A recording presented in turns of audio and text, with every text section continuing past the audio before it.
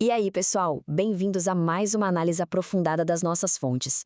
Hoje a gente vai fazer um mergulho fascinante nos complexos bastidores sociopolíticos da Judéia lá no primeiro século. É incrível observar como essas facções, que eram rivais amargos, moldaram a história com táticas políticas que, se a gente pensar bem, ainda ecoam até hoje. Vamos explorar esse material que está simplesmente repleto de intrigas, debates filosóficos acalorados e, claro, uma disputa intensíssima pelo poder. E a grande pergunta, o quebra-cabeça que vai guiar a nossa exploração de hoje, é exatamente esse. Como uma nação tão fraturada conseguia se governar? Pensa na cena.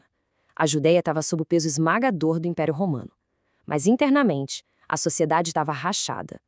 Como grupos com ideologias totalmente opostas conseguiam sentar na mesma mesa e compartilhar o poder, tudo isso enquanto tentavam sobreviver à pressão de Roma?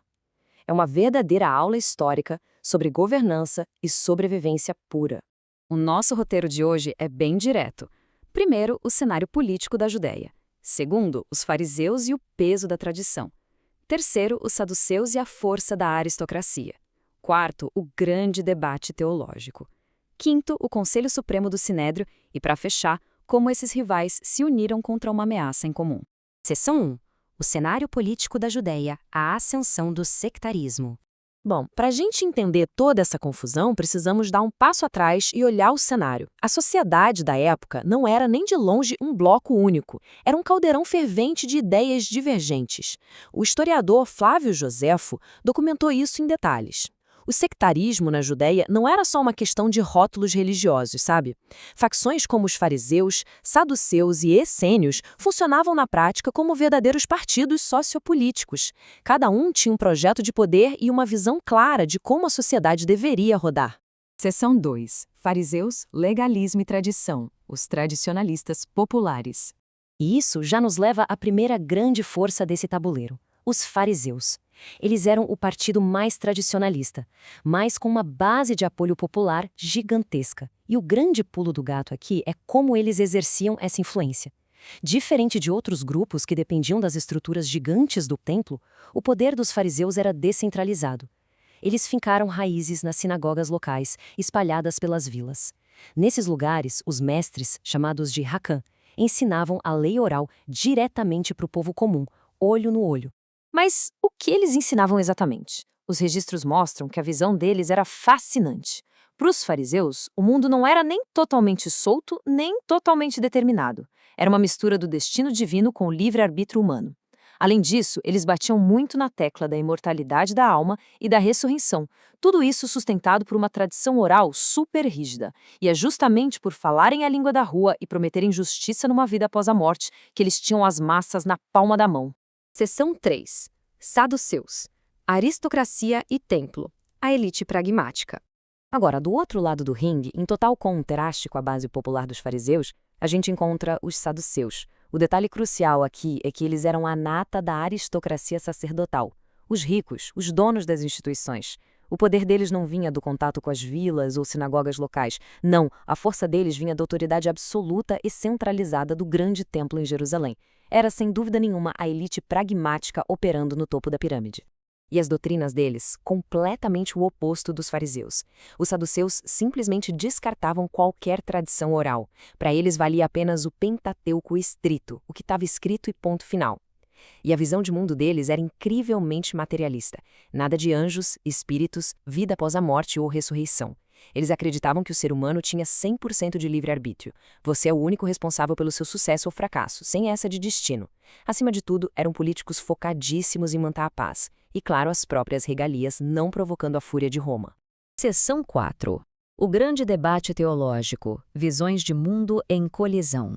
Colocando essas duas visões lado a lado, dá para ver que o choque era absolutamente inevitável. Olha o tamanho da fratura nessa sociedade.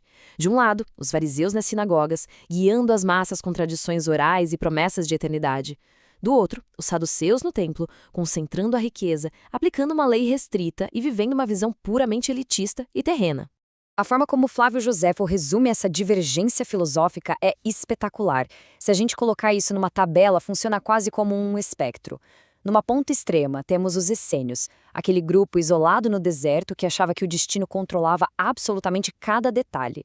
No meio do caminho, os fariseus, equilibrando a providência divina com a ação humana, e na outra ponta, os saduceus, dizendo que o destino era uma ilusão e que tudo era 100% livre-arbítrio.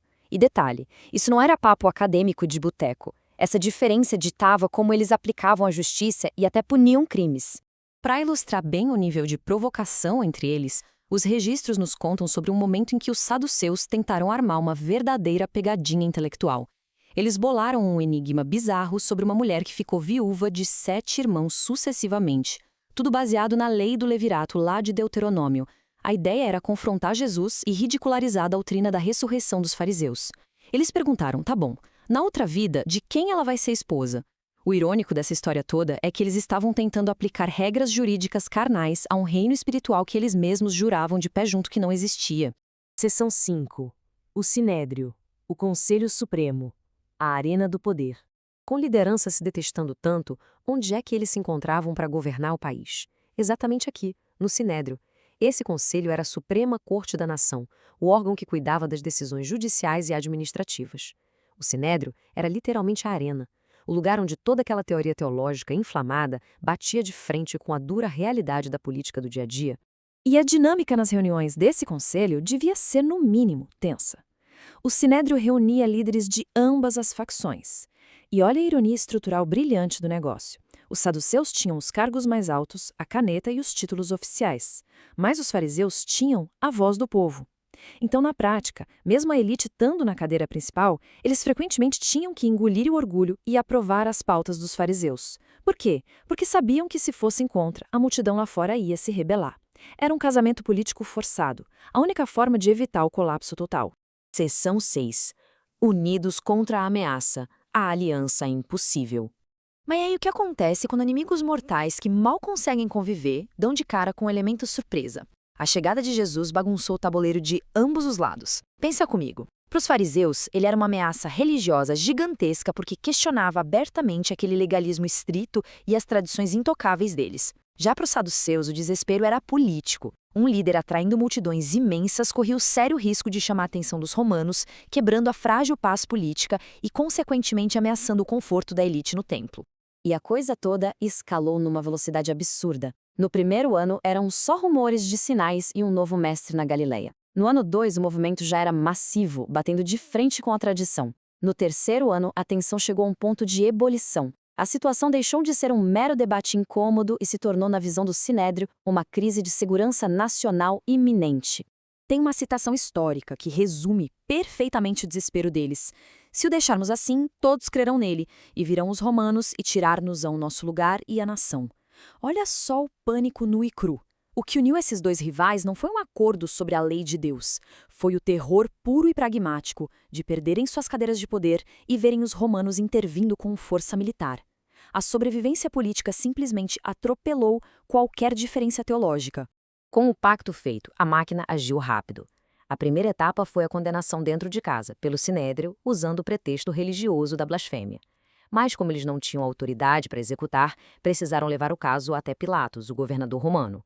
E aqui a mudança de discurso é genial. Do ponto de vista político, perante Roma, eles esconderam a teologia e mudaram a narrativa na cara dura.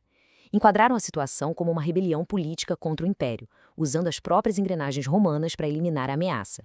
O desenrolar dessas histórias é monumental. Algumas décadas depois, no ano 70 da nossa era, o cenário sociopolítico foi varrido de um mapa de um jeito implacável. Os romanos sitiaram e destruíram completamente o grande templo em Jerusalém. Com a sua única base de poder e riqueza reduzida a cinzas, os saduceus simplesmente desapareceram da face da terra. Mas os fariseus, lembra deles?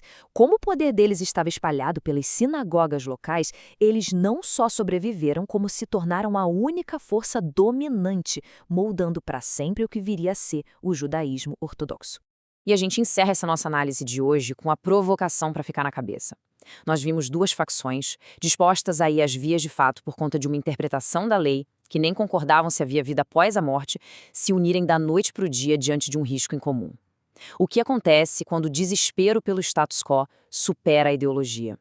Isso diz muito sobre o pragmatismo político, não é? Onde muitas vezes a autopreservação grita muito mais alto que qualquer ideal. Um muito obrigado a todo mundo que acompanhou mais esse mergulho nas fontes com a gente hoje. Continuem sempre questionando, investigando e até a próxima.